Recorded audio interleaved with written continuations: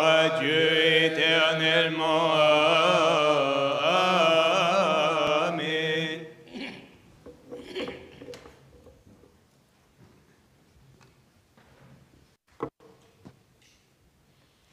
Au nom du Père, du Fils, Saint-Esprit, un seul Dieu, Amen, que sa bénédiction repose sur nous tous, Amen.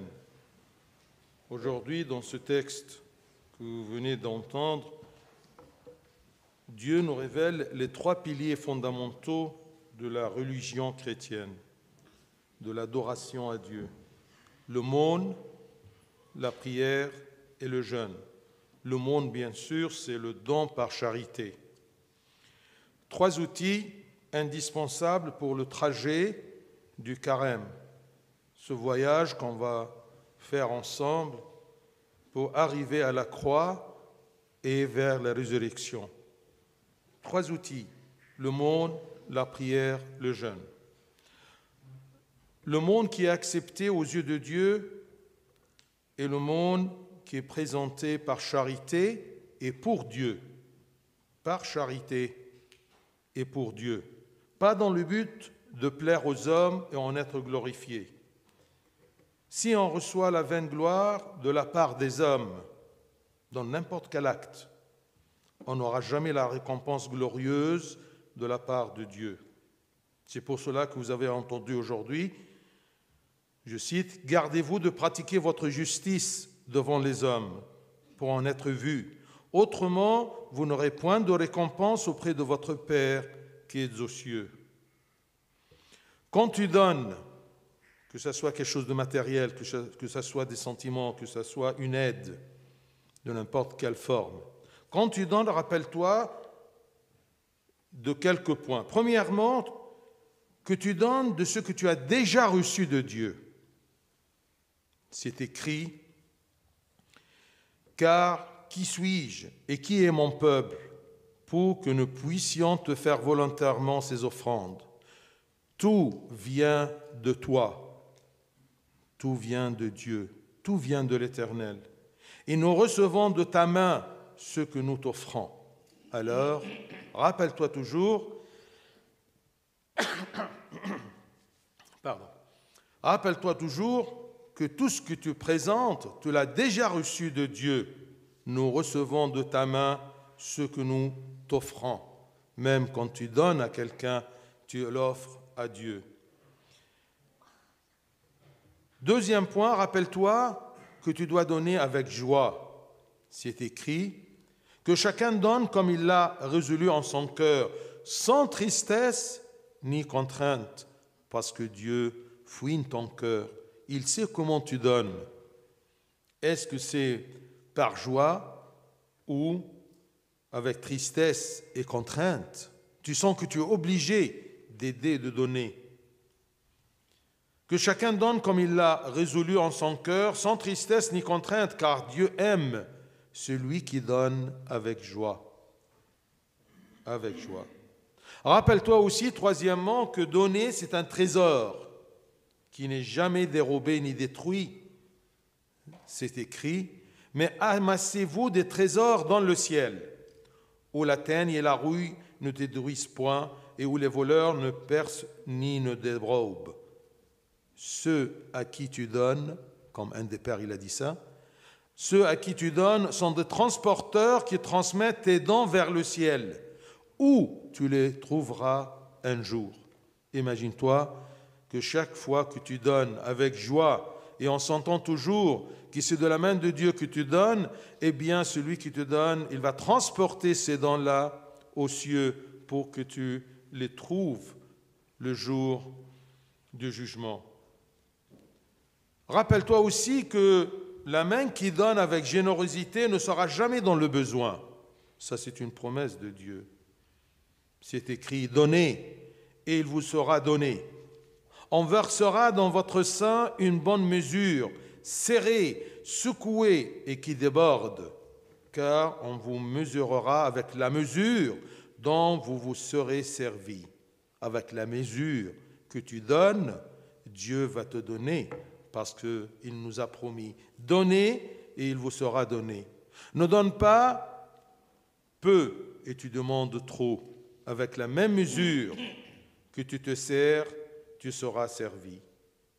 C'est ça l'aumône, c'est ça donner. Deuxième pilier, c'est la prière. L'essence de la prière, la valeur de la prière est qu'elle soit un lien entre l'homme et Dieu, qu'elle soit une relation personnelle de charité et d'amour entre Dieu et l'homme.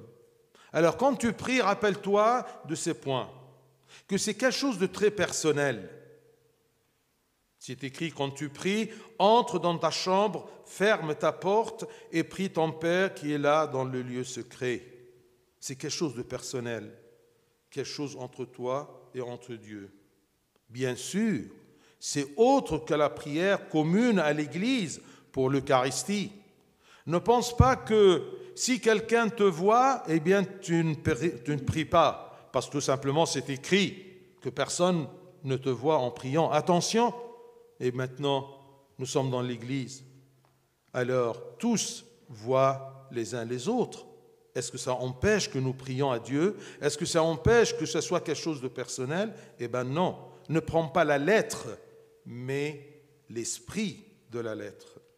C'est quelque chose de personnel, parce que tu te sens que tu es dans l'intérêt de Dieu.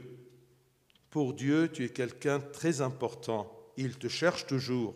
Il t'observe pour te garder et te protéger. Donc c'est personnel, mais que ce ne soit pas une raison pour ne pas prier. Parce que parfois, à la maison, tu n'arrives pas à prier. Pourquoi? Parce qu'ils savent que tu pries. Le sens de personnel, ou que tu rentres dans ta chambre, que ce soit quelque chose de discret, c'est tout simplement ne pas proclamer. Mais si les gens le sachent, ce n'est pas grave. Le problème, c'est quand on se montre en priant. Deuxième chose, on doit prier avec instance, instamment, avec insistance. Et l'instance, c'est quelque chose de répétition, de récitation, mais pas comme un perroquet, sans compréhension ni concentration. On doit penser toujours à ce qu'on dit, parce que tu t'adresses à Dieu. Parce qu'il y a des gens qui regardent toujours les prières récitées, les prières répétées. Ils disent, on a marre. Non, je ne suis pas à l'aise. Eh bien, c'est faux. Parce que Dieu lui-même nous a appris à prier. Et même c'est écrit, étant en agonie, il priait plus instamment. Instamment, c'est-à-dire avec insistance, avec répétition. Donc je dois penser à ce que je récite, à ce que je dis à Dieu. Le principe de la prière récitée, de la prière remémorisée et acceptée de Dieu. Quand les disciples lui ont demandé, « Seigneur, enseigne-nous à prier », il leur dit, « Quand vous priez, dites », et on répète toujours « Notre Père ». La prière récitée avec concentration inclut tous les éléments de dialogue avec Dieu. Regardez dans Notre Père. Je ne veux pas la prendre demande par demande ou phrase par phrase, mais en général, dans Notre Père, on proclame notre filiation à Dieu. Nous demandons notre sanctification, nous demandons qu'il règne sur nous, nous demandons que nous soyons soumis à sa volonté, nous demandons que nous soyons sous son auspice, car il est la source de tous nos besoins. Nous lui demandons le pardon et la protection des tentations de Satan. Et on le loue à la fin, car il est le roi fort, puissant et digne de toute gloire. Regardez dans une prière, on a cité tous les éléments qu'on peut adresser à Dieu. Ainsi pour les psaumes récités. Ne fouillez pas de la prière en disant qu'on répète. Oui, tu dois répéter par instance, mais pas comme un perroquet. Tu dois penser à ce que tu dis. Ainsi, pour les psaumes récités, on s'adresse à Dieu utilisant les paroles de Dieu, parce que les psaumes, ce sont une partie de la Bible, c'est la parole de Dieu, elle était révélée à David. Et comme les pères disaient, retiens les psaumes, Étudie les psaumes, récite les psaumes, retiens les psaumes te retiennent. Donc, ne fuis pas les prières récitées. Et je peux vous dire que chaque phrase dans la messe a une référence dans la Bible. Même il y a quelques khulagi, comme le Maharra ou celui de Baramos, vous voyez toujours chaque phrase, eh bien il y a un petit chiffre comme ça, et dans la marge, il y a la référence biblique de ce qu'on dit. Parfois, c'est le verset lui-même, ou c'est inspiré du sens du verset. Donc, quand on prie par la parole de Dieu, et on répète. Même, je vous rappelle, Kyrie eleison, qu'on répète 41 fois. Tu peux réciter ou répéter Kyrie eleison, Dieu ait pitié de nous, comme un perroquet ayant la tête ailleurs. Et tu peux le dire, répéter avec instance. Chaque Kyrie eleison, tu comprends qu'est-ce que ça veut dire. Tu t'adresses à Dieu pour lui demander sa pitié. Donc le problème, ce n'est pas dans la répétition ou dans les prières étudiées ou retenues, mais dans ta concentration. Est-ce que tu sens que tu es en présence de Dieu, oui ou non? Rappelle-toi toujours quand tu pries que celui qui se rassasie de la parole de Dieu pourra bien prier. Si tu connais la parole de Dieu, si tu connais l'Évangile, tu peux facilement prier et tu peux bien prier parce que tu vas utiliser les sens bibliques et les phrases, les formules bibliques pour t'adresser à Dieu. Tous nos prières sont des versets des Écritures ou inspirées de ces versets. Donc, rassasie-toi de la parole de Dieu. Tu pourras facilement trouver un vocabulaire avec lequel tu peux exprimer tout ce qu'il y a dans ton cœur et t'adresser facilement à Dieu. Et de cette façon, la prière sera quelque chose que tu aimeras. Rappelle-toi, toujours quand tu pries, que prier est la plus dure pratique spirituelle. Ce n'est pas facile de prier. C'est pour cela qu'il y a un moine qui a posé la question à son maître. « Maître, quelle est l'œuvre la plus dure, la plus difficile pour l'homme ?» « C'est la prière, mon fils. » Pourquoi? Car ceci effraie les démons. Quand tu commences une prière, quand tu te mets en présence de Dieu, ça effraie les démons. Alors il essaie toujours de te mettre les bâtons dans les roues. Il ne peut pas accepter qu'un homme s'adresse à Dieu, qu'un homme loue le Seigneur, qu'un homme aime Dieu jusqu'à le point qu'il passe un temps avec lui, un temps personnel. On doit, par la grâce de Dieu, endurer la prière. On doit supporter patiemment la prière parce que ce n'est pas facile. C'est pour cela qu'on commence parfois l'assiduité dans la prière, on arrête. Et on prend quelque temps loin de la prière, loin de Dieu. Ensuite, on recommence en croyant que c'est quelque chose de facile. Non, on doit s'entraîner parce que c'est le travail, l'œuvre le plus dur et plus difficile dans la vie spirituelle. Et comme un des pères a dit, la prière engendre la prière et la lassitude engendre le découragement. Plus tu pries, eh bien, ça engendre la prière. Mais tu pries, tu es fatigué, tu es ennuyé et tu t'arrêtes, eh bien, tu n'avanceras jamais dans ce don de t'adresser, toi, poussière, à Dieu l'Éternel.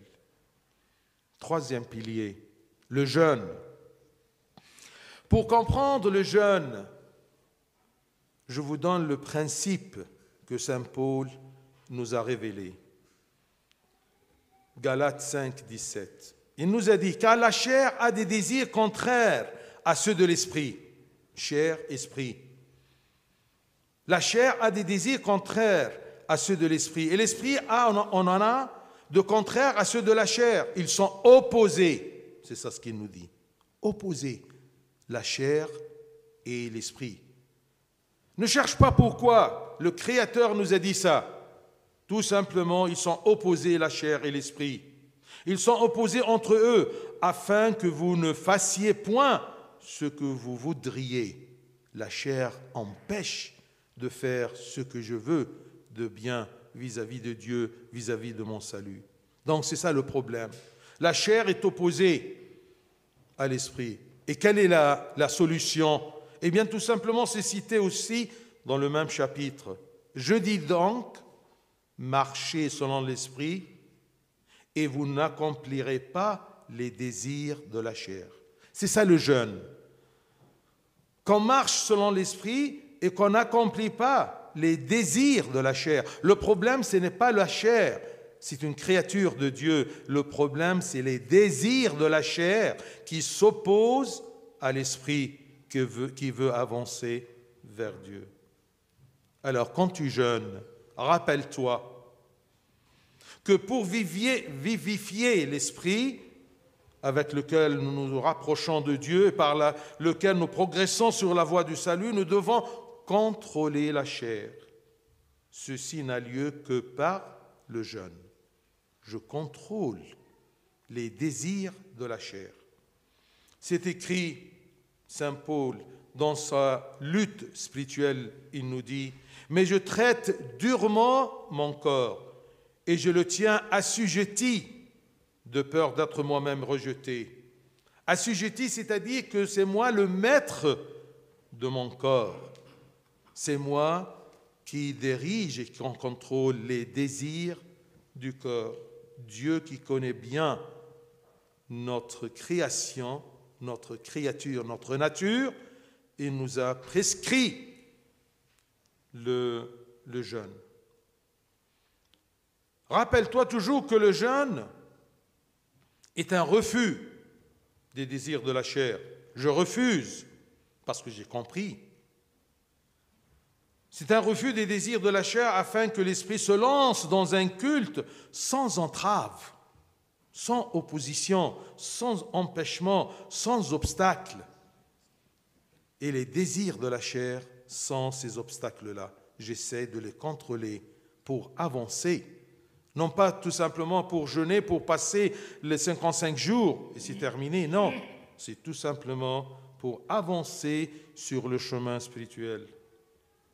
Rappelle-toi toujours que le sens du jeûne n'est pas avoir faim. Ce n'est pas ça le but. Ce n'est pas d'humilier le corps, mais de contrôler le corps. C'est le contrôle de soi et des passions de la chair, les voluptés corporelles. C'est ça ce que j'essaye de combattre. J'essaye de le contrôler. C'est un exercice de contrôle de soi. Quelle est la relation entre le contrôle de ma volonté et de mon ventre? Eh bien, c'est un lien de la nature humaine. On doit l'accepter. Nous sommes créés de cette façon-là. Mes bien-aimés, préparez-vous bien pour faire ce beau voyage vers la résurrection du Christ, en se procurant les outils indispensables pour ce voyage, le monde, la prière et le jeûne, et essayons toujours de nous rappeler de ces points cités. حد الرفاع. اليوم ربنا بيكشف لنا 3 أعمدة رئيسية في العبادة المسيحية. هو الصدقة والصوم والصلاة. 3 أدوات زي ما بيقولوا القديسين، 3 أدوات ضرورية لرحلة الصوم الكبير. الرحلة دي بتودينا فين؟ بتودينا للصليب ومن الصليب للقيامة. أول حاجة الصدقة، العطاء. الصدقة المقبولة أمام الله يا أحبائي هي إن كانت بمحبة ومن أجل الله. بمحبة ومن أجل الله، ليس من أجل أن ينظرون الناس ويمجدون. عشان كده يعلمنا ربنا إن حصلنا على المجد من الناس فقدنا الأجر المعطى من الله. احترزوا من أن تصنعوا صدقاتكم قدام الناس لكي ينظروكم، وإلا فليس لكم أجر عند أبيكم الذي في السماوات. احترزوا من أن تصنعوا صدقاتكم قدام الناس. لكن لو في ناس شايفينك، هذا لا يمنع أنك أنت تدي الصدقة بتاعتك. يعني هتساعد حد وحد شافك، هتقف وتبطل تقول لا أصل ده شايفني؟ لا، ما ينفعش. المعنى هو انك انت لا تبحث انك تظهر نفسك في عطائك امام الناس. عندما تعطي تذكر انك تعطي مما قد اخذت من الله. شوف في سفر الأخبار الأول مكتوب: ولكن من أنا ومن هو شعبي حتى نستطيع أن ننتدب يعني نقدم ذبيحة، لأن منك الجميع ومن يدك أعطيناك. دايما بتلاقوا الكلمة دي موجودة، دي آية، ده تعليم ربنا. إنك تذكر دايما وانت بتعطي إنك مش بتعطي من ذاتك، انت بتعطي من يد الله. ربنا بيعطيك فتأخذ من يده وتعطيه. انت بتعطيه ازاي؟ من خلال الآخرين. والعطية مش بس مادية، ولكن ممكن تكون نفسانية، ممكن تكون مشاعر، ممكن تكون معونة، مش كله بس فلوس. انت قد أخذت من الله قبل أن تعطي. وتذكر أيضا عندما تعطي أنك بتعطي ويجب أن تعطي بفرح. مكتوب: كل واحد كما ينوي بقلبه، ليس عن حزن أو اضطرار. ممكن واحد يعطي لكن حزين، كأنك بتقطع منه، أو يحسبها قوي ويحس أنه مضطر. ربنا فاحص القلوب يشوف هل أنت معطي مسرور ولا معطي غصب عنك. هل تفتكر ديت يبقى ليها ثواب؟ لأن المعطي المسرور يحب الرب. تخيل إن ده سبب ممكن ربنا يحبك من خلاله. اعطي بفرح، اعطي ما قد أخذت من الله. تذكر أيضا أن العطاء كنز أنت بتكونه، كنز لا ينهب ولا يفسد ولا يسوس، زي ما مكتوب في متى.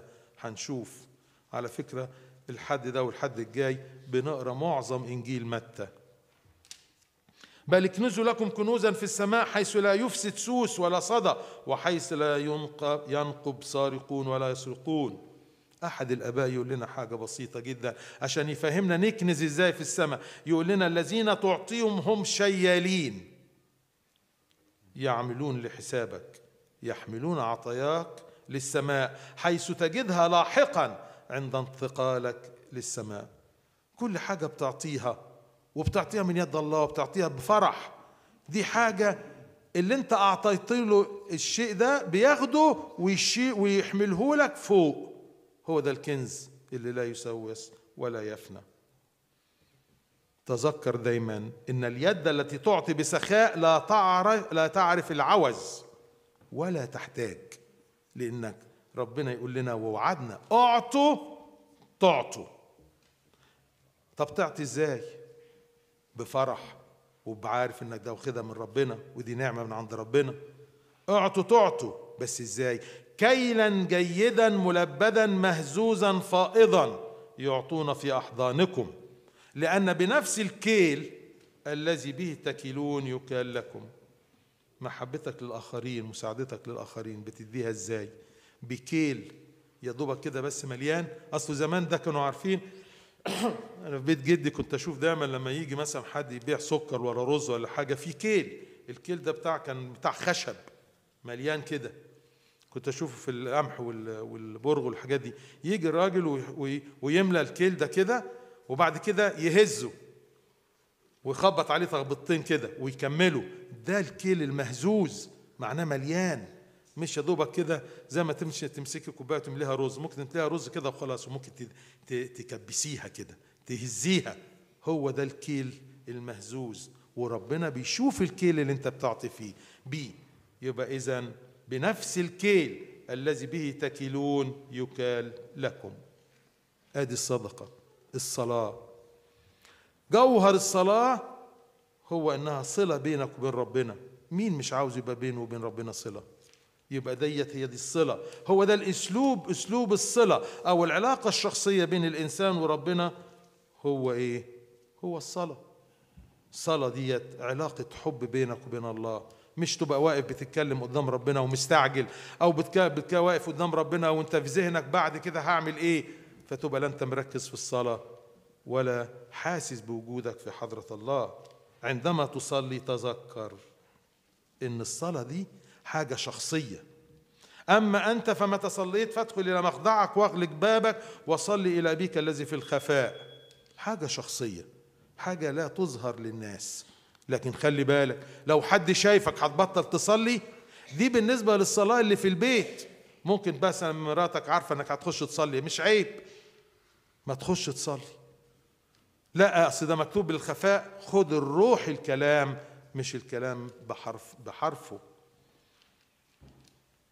طبعا الصلاة ديت غير الصلاة الجماعية اللي في الكنيسة. طب ما احنا كلنا شايفين بعض.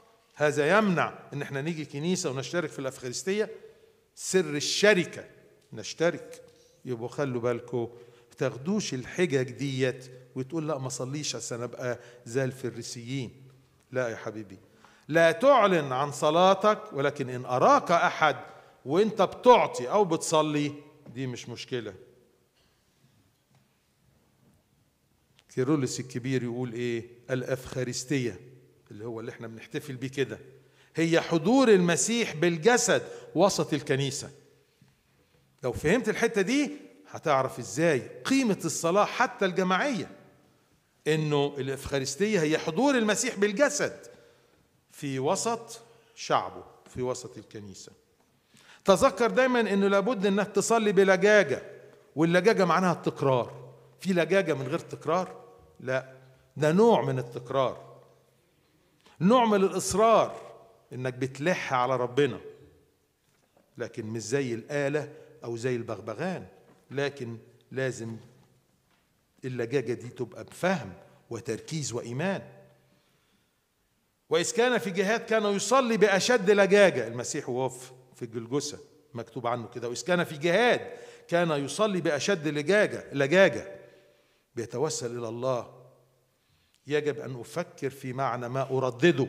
الترديد مش غلط، ما تهربش من الصلاة وتقول أصل أنا بردد. المشكلة مش في الترديد، المشكلة في التركيز، إنك تركز وإنت بتردد.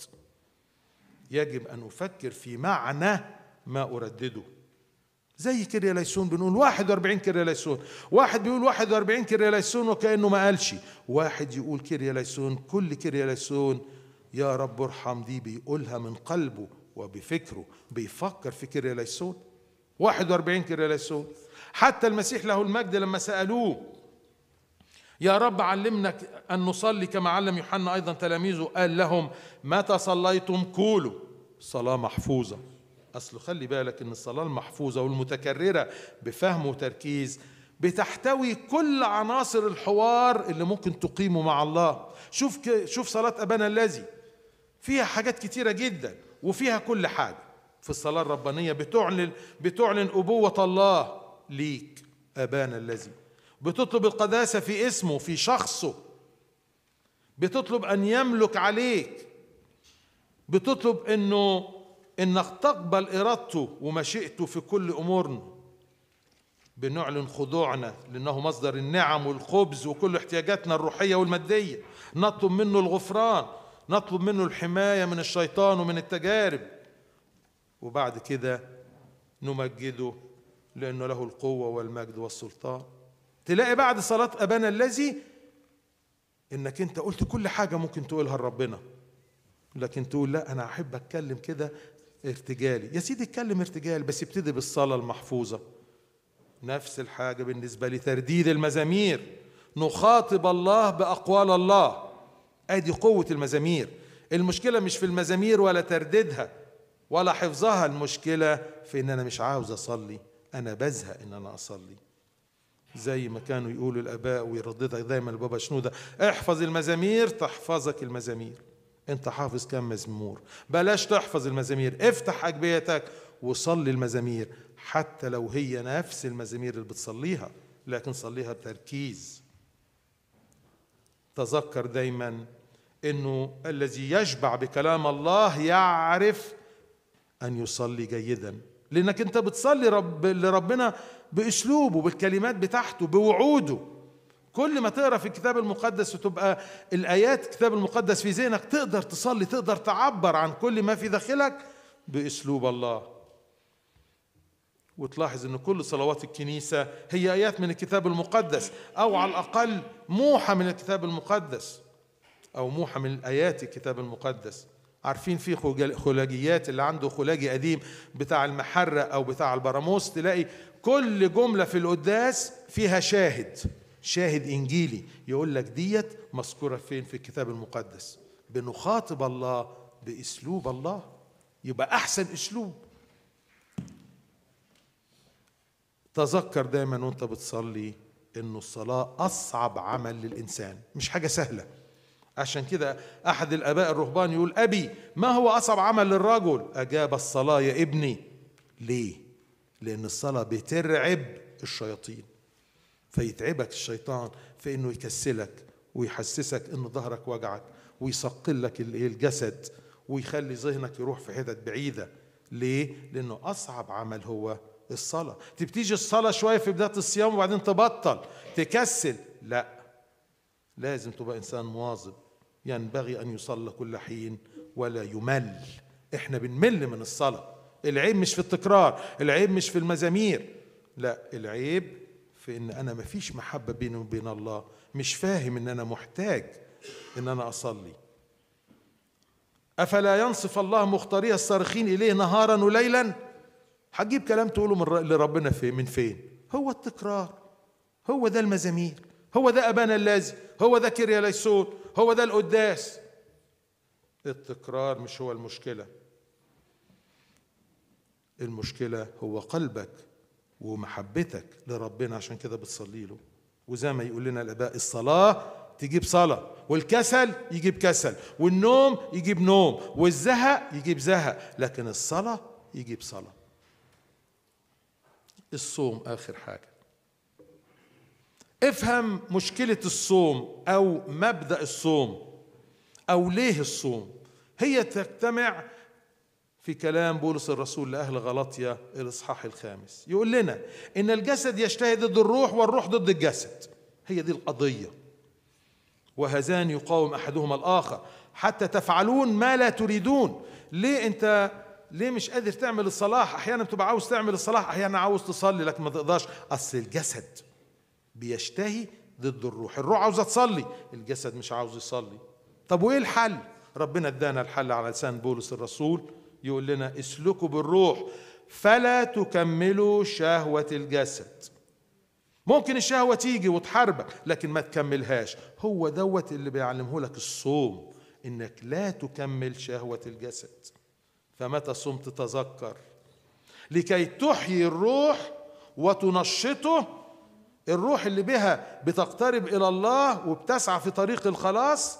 عشان تحيي الروح لابد أن تقمع الجسد وتستعبده. تستعبده يعني تذله؟ لا، يعني تلمه، تحجبه، تقمعه. أنت السيد. الوسيلة الوحيدة في قمع الجسد واستعباده أو السيطرة عليه هو الصوم. ادي القضية كلها. اوعى تفتكر انك انت فوق الطبيعة البشرية. ما فيش صوم، ما فيش كنترول لمشاعرك ولا لحواسك ولا لجسدك.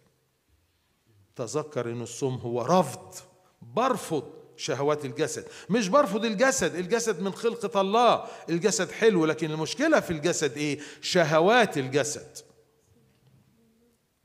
الصوم هو رفض لكل شهوات الجسد حتى تنطلق الروح في عبادة بدون عوائق أو موانع. عائق الروح هو بس شهوات الجسد، مش هقول الجسد، هقول شهوات الجسد.